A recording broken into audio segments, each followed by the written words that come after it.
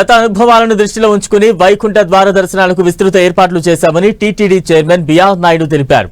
December 30 నుంచి జనవరి 8 వరకు శ్రీవారి ఆలయంలో వైకుంఠ ద్వార దర్శనాలు ఉంటాయని చెప్పారు. ఇక మొదటి 3 రోజులకు ఎలక్ట్రానిక్ లక్కీ డిప్ ద్వారా టోకెన్లు కేటాయించామని, మిగతా 7 రోజులు సామాన్య భక్తులకు టోకెన్లు లేకపోయినా సర్వదర్శనం ద్వారా వైకుంఠ ద్వార దర్శనం కల్పిస్తున్నట్టుగా తెలిపారు. అలాగే రేపు టీటీడీ పాలక మండలి సమావేశం జరుగుతుందని, ఇందులో 50 ఎజెండా అంశాలపై చర్చిస్తామని చెప్పారు టీటీడీ చైర్మన్ బిఆర్ నాయుడు.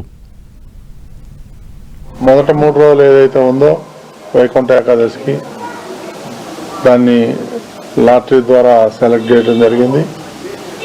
2వ తారీఖు నుంచి భక్తులు ఎవరైనా రావచ్చు. రేపు బోర్డు మీటింగ్లో ఉన్నాయి. సుమారు 50 పాయింట్ల వరకు రేపు అజెండా ఉంది. కొన్ని ముఖ్యమైన అంశాలు ఉన్నాయి. వాటన్నిటి మీద కూడా కూలంకషంగా రేపు చర్చించడం జరుగుతుంది.